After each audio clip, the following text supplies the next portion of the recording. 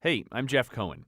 Everything you hear on WNPR, from local news and talk shows to the national programs you love, is made possible because of listener support. You make it happen. You give the radio its signal, the computer its stream, the smartphone its podcast. You make it so we can reach you wherever you are. We love that you listen, but we also need your dollars. Go to WNPR.org and click on Donate in the upper right-hand corner. Thanks for helping out. This is Where We Live. I'm Lucy Nalpathanchel. In July, Ethel Walker School in Simsbury, Connecticut welcomed a new head of school, Dr. Meera Viswanathan. She took the job after many years at Brown University as Associate Professor of Comparative Literature and East Asian Studies. We visited her recently on the campus of the boarding and day school to find out more about her career and why she decided to lead a private school for girls. Our visit started by observing Dr. Viswanathan, her students call her Miss Viz, co-teaching a literature class. She asked her students to reflect on the idea of refugee and compare it to the role of the monster in Frankenstein. In the case of Frankenstein, there's the whole question of wildness, isn't there? And we sometimes use the word feral. What does feral mean? Like feral cat. What's a feral cat? Wild. Savage. Right? Not like humanized. Not humanized, exactly. Not domesticated. My name is Meera Viswanathan, and I was born in what had been Madras. Now it's Chennai in South India. I came to this country at the age of 5 and spoke no English and proceeded to watch television for about 10 or 12 hours a day. And after a few months, I found I spoke English. And so it was a heady experience. And I mentioned to the girls that when I was interviewing here and had breakfast, that somebody handed me a box of cornflakes that I opened, and suddenly to smell Kellogg's cornflakes reminded me of the first morning we landed in 1961 in Los Angeles. And so that's when I told the girls I knew this was home for me, because the smell of cornflakes awaited. And so you're the child of immigrants. What brought them to California? My father had been a PhD student at UCLA studying solid-state physics. And then his department asked him to stay on as a professor of electrical engineering. And so my mother, sister, and I emigrated at that point. And of course, I hadn't seen him since I was a baby, so it was a kind of meeting for the first time. And regrettably, my parents' marriage fell apart, but my mother realized for a number of reasons that it was important for us to stay in this country. And so she really became the role model of what a strong woman can do, and fierce about education and women's self-sufficiency. And so I think those are watchwords for me today. You mentioned you learned English by watching a lot of TV. Yes. And that's a story that we hear from many people who come from abroad and have to learn English. So you were someone who went to public school? I was. And in fact, from elementary throughout secondary, I went to Los Angeles public schools. And I would like to point out, and this is a somewhat politicized opinion, but it was in the days of pre-Proposition 13, pre-1978, when California public schools were among the best in the nation, and nowadays they're typically ranked at the bottom, around the 48th. And so this is one of the great tragedies to me. The hallmarks to me of American ideals are embodied in the institution of public schools, of public libraries, which is where a great deal of my education happened, and then finally this idea of need-based financial aid, which I think are all peculiarly American institutions. Let's talk more about public education, because it's hotly debated in this country, especially now when we hear people are worried. Some people support, but many are worried about having having a education secretary who comes from the corporate world, who's never had any kind of experience with public education. What is the role of private education in this conversation? Among biologists now, there is an emphasis on diversity. And so, for example, we are taught now, when we think about public parks, to eschew monocultures of trees. We want that diversity of vegetation. I think the same holds true for education, which is you want to be in a richly dense educational, ecological situation, an educational milieu. You want the basis of public schools to be the framework. You want independent schools, you want parochial schools, you want single gender schools, you want co-ed schools. And the reality is no one school is optimal for every child. So the greater the density, and that's one of the pleasures of this area where we have so many different kinds of institutions, I think they promote one another's health. But I think public education in its ideal formulation is that place where any child can become well educated. And I'm so proud. I mean, I went off to Stanford straight out of public education and public libraries. And those were the two sources of my learning. And one could excel. And that's the ideal I think we should imagine. Now, one question, what am I doing then in an independent school? Again, I think independent schools bring opportunities. So not just opportunities for students, but opportunities to try out methods, to try out pedagogies. And the real reason I came to Ethel Walker is not so much that I wanted to be head of school. I mean, I think that's a wonderful privilege, but I came because I had ideas about girls' education and the transformation. And here was a school that was happy to receive me and try out some of these ideas. So that's why I'm here. I think in a public situation, it's more difficult to institute that kind of change. So in some ways, independent schools can serve as pilot programs. When we look at private schools, though, people will point to this as this is an opportunity for only the elite. How does the Ethel Walker School open up that opportunity to more than just children of wealthy parents? Well, we have 51% of our students on need-based financial aid. And so I think we see here a diverse population of students with respect to social class, race, creed, and in addition, economic means. So I don't know that I could teach at a school which did not take financial aid seriously. And this school is committed to it. We spend a higher percentage of our tuition revenue on financial aid than any other school. And the key for me is how to make that sustainable, right? And I need to go forward thinking about that. But I think that independent schools recognize the importance of that kind of social diversity and why it's not just attractive, but fundamental to excellent learning. So tell us a little bit more about your background. So we know that you're a child of immigrants. You came here when you were 5, educated in public schools, went into academia. But tell me, from the time that you went to college, what was your focus and how you ended up in this spot right now? Well, as I mentioned, my parents are divorced. My mother was a single mother who was a secretary, and she supported us in a very small apartment in West Los Angeles. And I didn't realize that we actually were below the poverty line because we didn't have a car, we didn't go on vacations, but we had, I thought, a full life, and that's thanks to my mother. So when I went off to Stanford on complete financial aid, it was a little bit of a shock for me to understand that people had very different means at their disposal, and that some people could go to Paris for the weekend, and I had a term time job and a summer job and wondered if I could afford pizza. And that experience now for me is so important, partly in that notion of self-sustaining grit, but also for me to understand as a head of school the needs of our students. And I think some of our students, I made a point at my investiture of talking about this particular experience of growing up and with some hardship. And many students came to me and said, we never imagined that you experienced what we experienced. So for me to be a head of school, all of these experiences, good and bad, indifferent, have been significant in shaping me in being attuned and attentive to the needs of our girls now. What is your message to your students? Again, it's an all-girls private boarding and day school. We know in this country that there's still debate about equal pay for equal work.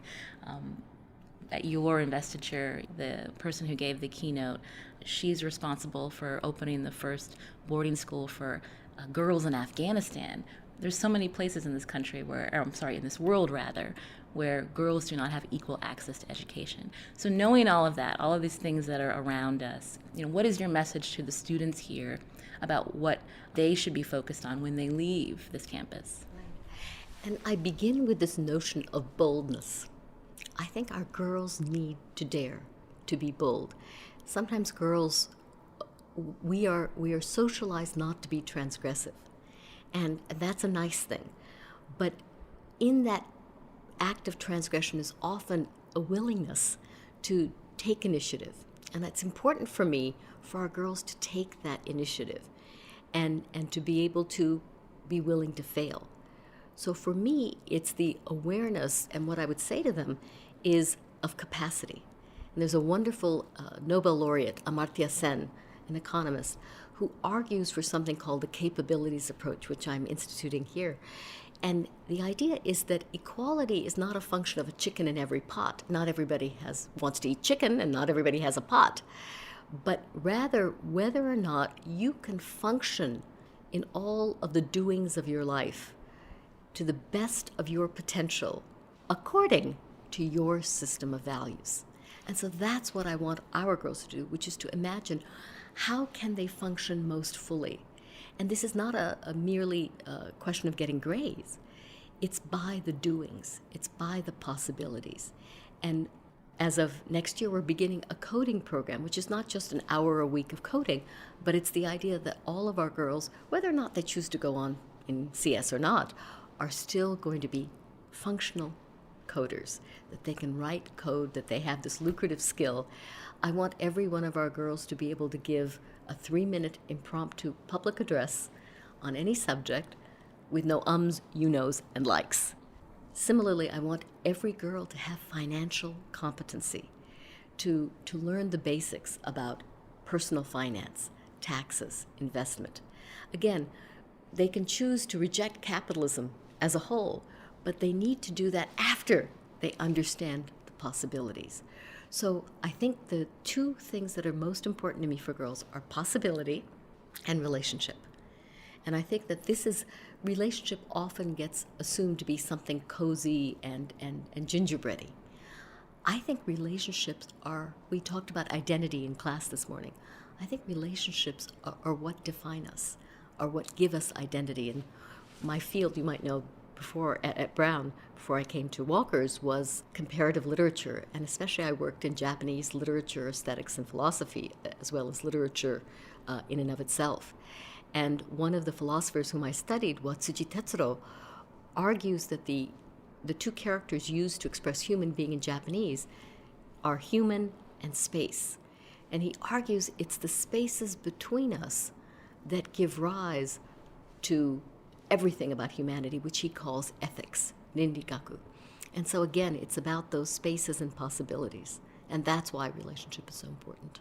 You mentioned when you were at Brown for 33 years, you would interact with your students and you could tell which ones came from an all-girls high school. Tell us about that again and how they were different. Right.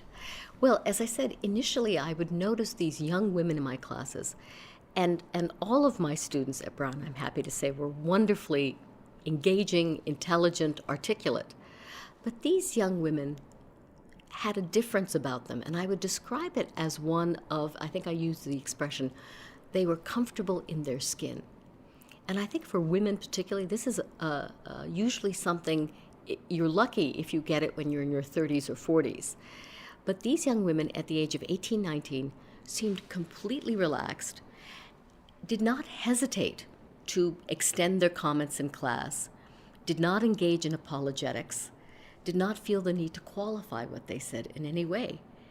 And I thought, what is it that has produced this? And later in office hours, I'd find out that the vast majority had gone to a single-sex, an all-girls secondary school.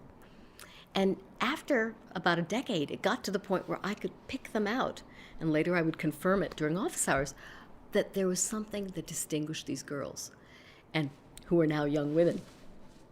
And I thought to myself, what would my life have been like had I, at this young age, possessed this extraordinary comfort with who I was, and the ability, therefore, to focus on ideas without this sort of anxiety about self and presentation.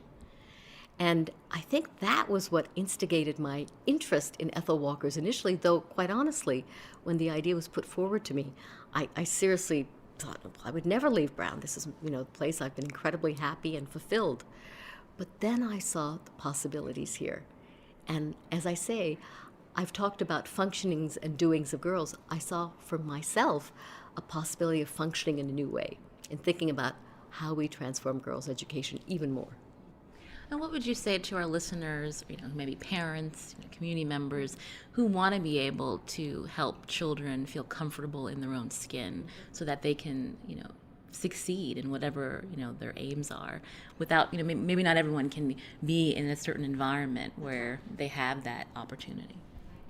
I think if we're dealing particularly with girls as a subset, I would say it's that notion of possibility. And what girls often do is, and I think it's a function of socialization, that we pursue those areas where we're sure we're going to excel, where we're going to hit that 90% level. And then we have blinders on those other areas. Whereas males, by contrast, more often feel themselves to be sort of broadly educated and able to do many things. And I think what I would urge parents to think about with respect to girls is making sure those possibilities exist. And both those possibilities that are traditionally precluded from girls' choices, but also those choices that are traditionally seen as female, that all of those without value are presented for girls to partake of. And I think that's what's key. And that's why here I'm delighted that our girls are avid sort of contestants in our robotics team.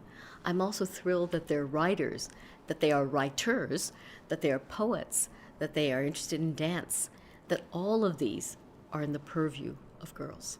That's Dr. Meera Viswanathan, the new head of school at Ethel Walker in Simsbury. We spoke to her recently on campus at the all-girls school.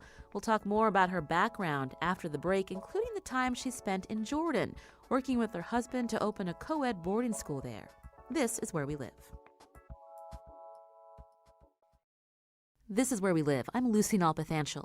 Today we're bringing you a recent conversation we had with Dr. Meera Viswanathan, head of school at Ethel Walker in Simsbury, Connecticut. The former professor at Brown has a diverse background in education, including time spent abroad in Jordan. I asked Meera about her efforts a decade ago in developing a co-ed boarding school in Jordan alongside her husband, Dr. Eric Widmer, who spent 12 years as headmaster at Deerfield Academy in Massachusetts. The King of Jordan, who was a graduate of Deerfield Academy, where my husband had been headmaster, at a commencement where he was the invited speaker, paused at breakfast over a forkful of eggs and said, I'd like to build a school just like this in Jordan. How would you like to consult? And of course we agreed. And then when my husband decided to step down as head of Deerfield, the king said to him, why don't you come and be the founding head of the school? And said to me, you can write the curriculum. And for me, that was bonbon time. So we came to Jordan, and it was a fascinating experience to construct a non-colonialist Jordanian school that was English medium that offered the American curriculum. And the number of different things to balance in that was quite a challenge, but exciting. And the school is thriving today, is over 600. And we've seen a number of graduates from our years who've now graduated from college, who are in medical school, in law school, business school, in the professions, back in Jordan, working to build that country. And so for me, this is the magic of education. It works. Things happen. And there is no greater instigator of positive social change than education. How long did you live in Jordan? I lived there 2 years, which was the maximum Brown would give me. But in truth, the year before and the year after, I think I made 10 trips each year. So I would say it's closer to 4, though interstitially for those other 2 years. That's interesting, considering when we look at the refugee and migrant crisis. I mean, Jordan has borne the brunt of that crisis. I'm just curious your perspective on that. People have no idea what refugees mean until you examine Jordan, where there are more refugees than Jordanians in the country.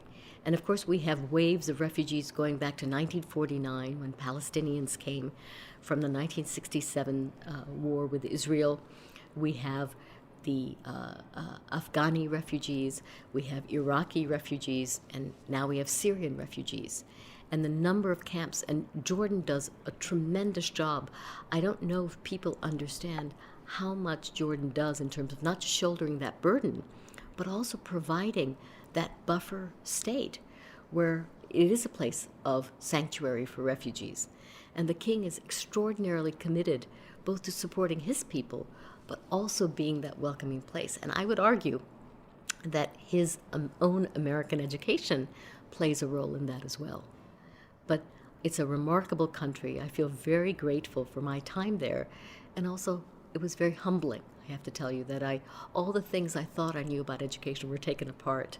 And so I began again. We talked just a little bit about the challenges before the public education system. But what about with private schools? I mean, we know with the recession, there are less people that were able to send their children to a place like Ethel Walker School.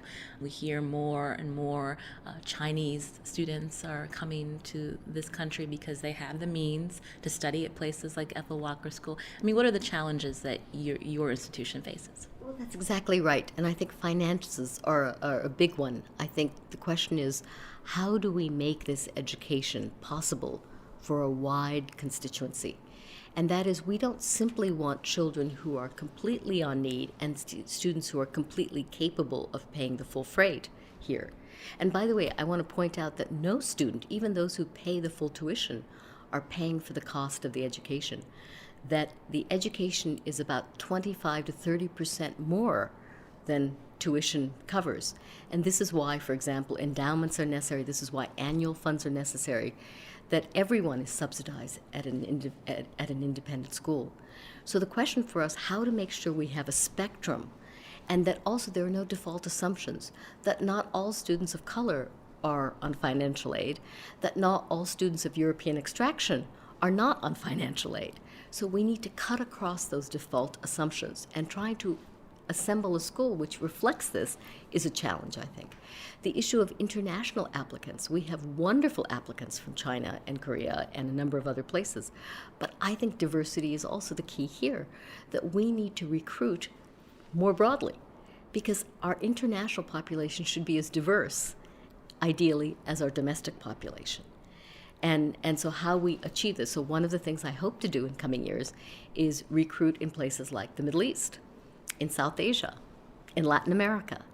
And I think that will produce a much richer group for all students to benefit from. What do you want people to know about this campus, this community, for those who may just be driving by? There are a lot of private schools in Connecticut. How does this place stand apart? Yeah. And that harkens back to my comment about why did I come here? And many people have asked me that, why did you pick Ethel Walker's? And what I laugh and say is, there was never any other place. It was this, or I would stay at Brown. And the reason why Ethel Walker's appeals to me is it's that rare combination of receptivity, relationship, but also, and here's the most important thing, intellectual aspiration. And that the heart and the mind are not separate. And so that I have very high ambitions for our girls, and that ambition is not measured purely by college admissions. I mean, that's one measure. But it's really about girls' possibilities. And if there are things that we see that are different about 20th century learning, that it is more collaborative, that it's less hierarchical, and finally, that it's focused around students not merely passively ingesting, but actually doing. And so I would say to those parents who are driving by, this is that place where your daughter can become the fullest kind of woman and human being, intellectually, personally, and socially. And how do your students get involved in the community outside of this campus? That's a really good question. One of the things we've done, we used to have a community service program, and we've transitioned now to something we call community partnerships. And again, partnerships suggest not the bestowing of largesse from one group to another, but rather by a shared enterprise in which both sides benefit. And that's what community partnership is. So, for example, we have partnered with United Way and the program that the IRS runs called VITA, the Volunteer Income Tax Assistance Program. And recently, about a dozen of our students have taken the VITA exam and passed, and another dozen or so have taken the training to be greeters and translators. And we work with low and moderate income families to submit their taxes and claim their earned income tax credit. And many of these families have annual incomes of $20,000 or less. And so the idea that $3,000 or $4,000 or $5,000 could be possible for them is a huge windfall. And so here's a way in which our girls learn what it is to become financial professionals in a small way, but also learn how other people manage their lives and learn what difficult choices confront them. And so I think from the experience, both sides really have partnered to learn and benefit. And so this is what I hope we do with all of our service programs. And I have a wonderful faculty and staff who are fully committed to this. And lastly, Ethel Walker is getting ready to celebrate its centennial. Can you tell us about that? Sure. We've celebrated one centennial. The original founding of the school was in 1911, which was a seminal date around the world for women's rights. And so I think it's not accidental that Ethel Walker should have picked that time to found the school. And she founded the school as a new graduate of Bryn Mawr because she was determined that there be a place where girls would have a rigorous academic education which would train them for college and professions. And I like to think, we were in the vanguard and we're still working there. The second centennial we're about to celebrate, in 1917, the school moved from its original campus in New Jersey to Connecticut. And that happens in the fall. And so we're getting ready to celebrate 100 years on this campus. And I think these commemoratives are important times because they allow us a chance both to look backward and review our history, and then, of course, serve as mirrors to remind us where we are now and how we got here. Meera, thank you so much for speaking with us. It was my very great pleasure. Thank you for taking the time to visit us. That was Dr. Meera Viswanathan, the new head of school at Ethel Walker in Simsbury, Connecticut. Coming up, we revisit our conversation with Yale Greenberg World Fellow Hrun Gunstein-Dottir. She produced a documentary about how to be more creative in our lives. It's called Insaye, The Sea Within. We'll hear more about it after the break. But first, here are two of my colleagues to tell you how to support Where We Live during WNPR's spring fundraising campaign. This is Where We Live. I'm Lucy Nalpathanchel. What's the secret to creativity in today's world where many of us are focused on advancing our careers? We live in a time where it's become harder to disconnect from work thanks to that smartphone nearby. How can we step away from the hustle of life to be more in tune with ourselves and more creative in our endeavors? Icelandic consultant Hrun Gunstein-Dottir had this very question. Frustrated with bureaucracy, she quit her job as a United Nations official in Geneva and decided to figure out for herself how human beings can be more intuitive and reach their creative potential. Her exploration is documented in her new documentary, Insaye, The Sea Within. It premiered in New York City in September and is now streaming on Netflix. Hrund was a 2016 Yale Greenberg World Fellow. We spoke to her late last year. Hrund, welcome to Where We Live. Thank you very much. So what are your impressions of the United States? I'm loving it here. I'm totally loving it here. Yale is treating me really well, surrounded by amazing people, and the weather is nice, relatively stable. So that's nice compared to my country. So you were a former United Nations employee. So what did you do for the UN? So I was a program manager of UNIFEM, which is now called UN Women, and it's the agency with the UN that deals with women's rights and gender equality. And I was sent to Kosovo after the war in 2001, and I headed their agency there. So dealing with reconstruction, defining democracy, building women's leadership role, creating a legal framework in order to do that. And while I was there, I was offered a permanent position with the UN, which means that I took a so-called competitive examination, which is offered to people in different countries of the world at each time. And about 3% of people who take that exam for 2 days are offered a permanent position. So that's a very rare opportunity. I moved to Geneva in 2002, and I stayed there for about 2 years. And in 2004, I decided to resign from a lifelong permanent position with the UN. It was a big decision. What was it about the job that frustrated you? So in Kosovo, I was working very closely with the people that the UN was serving, And when I moved to Geneva, I was on track to become. It's similar to when you work for the foreign service or something. So on track to becoming a diplomat almost. And what I encountered there was this oversized bureaucracy and hierarchy. And I felt, to put it short, I felt like I was being put into a freezer. So there's lots of things that happen in a work environment that's based around these things. And I just really felt that because I'd always had issues with what it was all for. And I just felt that we were serving a system instead of the system serving people on the planet. And my ideals for working for the UN haven't changed, but I just felt like this really wasn't the way to do it. So you wanted to learn how to be more creative, to find a new, a career path where you felt more fulfilled. How did you go about doing that? Where did you start? In short, I was really going into the unknown, and I was petrified. But slowly but surely, I just knew that I had to delve more into where my shortcomings were. And during this time, it was a hard time in my life, but during this time, because I'm a big nerd, I read a lot and I'm very curious and I collect a lot of information. And I realized that I consist of two rhythms. So one is the analytical and the logical one, and the other one is the creative and intuitive one. And I had totally neglected the intuitive and the creative one. So I decided to think of ways to combine the two rhythms and do a documentary film. This is Where We Live. I'm Lucine Albathanchel. I'm speaking with Hrun Gunstendottir, an Icelandic consultant, filmmaker, entrepreneur, and writer. She's also co-director and author of this documentary she just mentioned, Innsæið, The Sea Within. So tell me about a 6-year journey to create a documentary that looks at creativity and intuition. Where do you begin? Good question. So a friend of mine, Kristín Ólafsdóttir, who is the co-director of the film and the producer, so she has been a filmmaker for many, many years. And we had this kind of similar interest in intuition.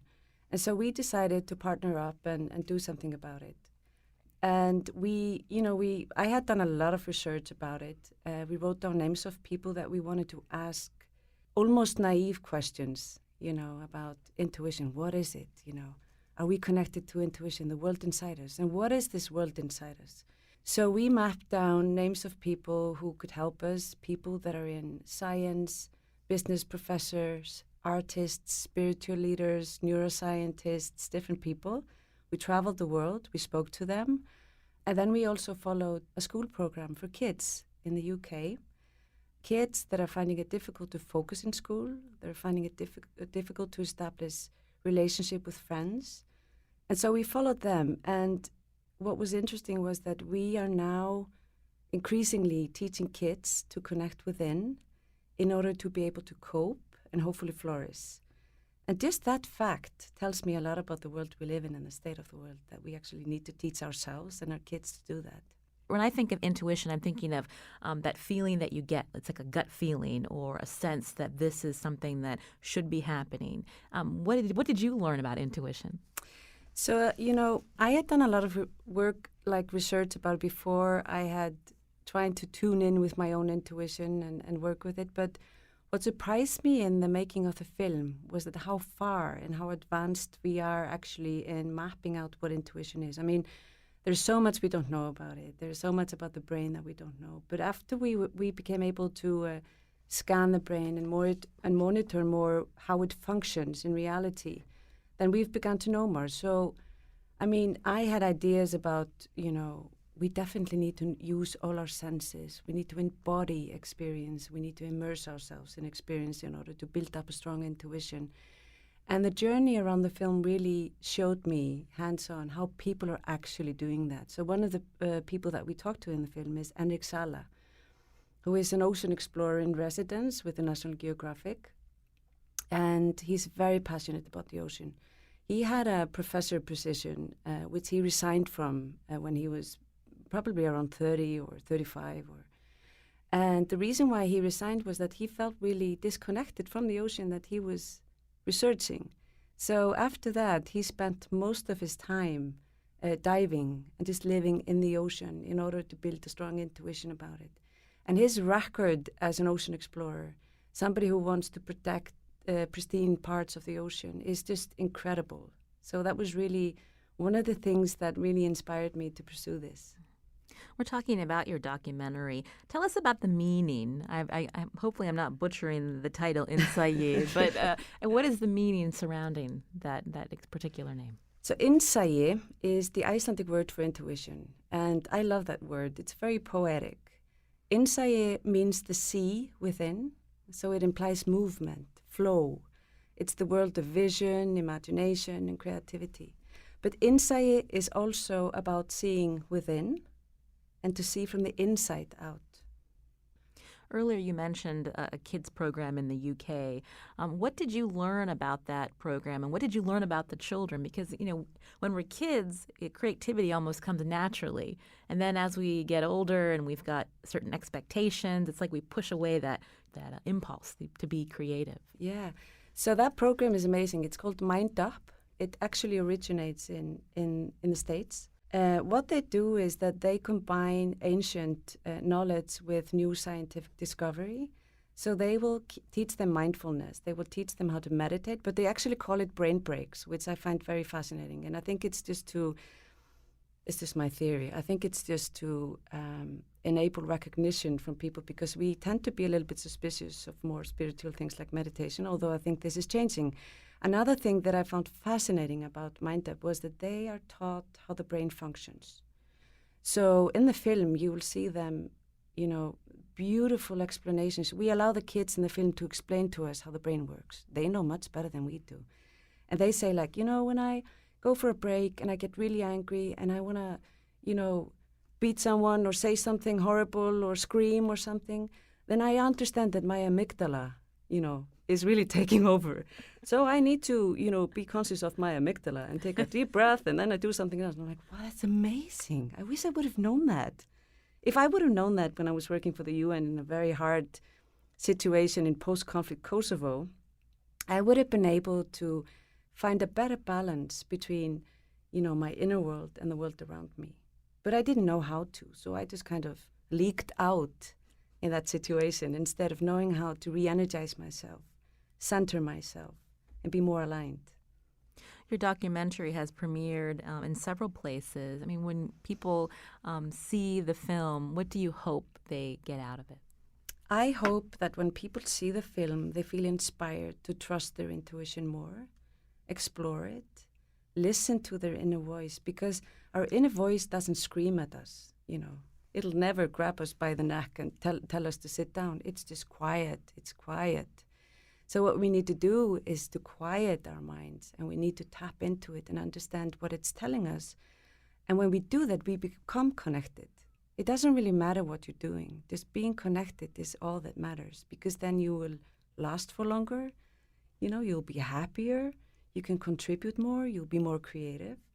So our hope is really that people connect to that beautiful source of wisdom that we all have inside us. Part of what we need to do today, and part of the reason why I'm focusing on intuition and creativity, is that we really need to rethink how we think. We need to avoid using old tools to address new challenges, because we'll just be keeping doing the same mistakes all over again. And one of the things that are kind of fresh in my mind is, for example, in Syria, there's a war going on there. And the many countries that are trying to resolve that war, they rely on international definitions, legal definitions of war. But these definitions don't even match the realities on the ground. So the old definition of war is 2 states are waging war. But the wars that are being waged today are often proxy wars, which means that they are between different countries and groups, armed groups, that don't even take place in the state that actually is the main perpetrator in the war. Do you know what I mean? So it's like we really need to define again what war is in order to address it as it should be addressed. So that's one of the many things. And I also think that with regards to education, what are we educating our kids and ourselves for? My daughter is 13, And she will tell me, Mom, I don't understand why I need to learn this and this and that. Why can't they just teach me how to be alone in a mountain? Why can't they just teach me how I deal with friends? Why can't they just teach me what hobbies I should choose to know myself? So I think that's something that we really need to think about, because at the end of the day, when you have so much turmoil around you, this applies to individual lives and the world that we live in. The strongest thing that we can build is a strong inner compass that's based on values, our own sort of humanity, our own creative spirit, our own sense of belonging. And when we don't feel sense of belonging, for example, that increases our tendency to be depressed, anxious, stressed. Depression is becoming the leading cause of disability and illness in the Western world and in the world in general. That must tell us something. So I think that reconnecting to the most inner core of what it means to be human and taking it from there is like one of the most urgent things that we can do in the world today. That's Rún Gunnstein-Dottir, an Icelandic consultant, filmmaker, entrepreneur, and writer. She was in Connecticut as a 2016 Yale Greenberg World Fellow. She's also co-director of the documentary Insaye, The Sea Within. It explores the art of flourishing, leading, and innovating in an age of distraction and transformation. It's now available on Netflix. More information on our website, wnpr.org/wherewelive. I'm Lucy Nalpathanchil. Our show is produced by Lydia Brown and Jeff Tyson. Now, if you enjoy the conversations we have here on Where We Live, we ask you to support this program. Become a member of WNPR today. It's quick, it's easy. Here are two of my colleagues to tell you how.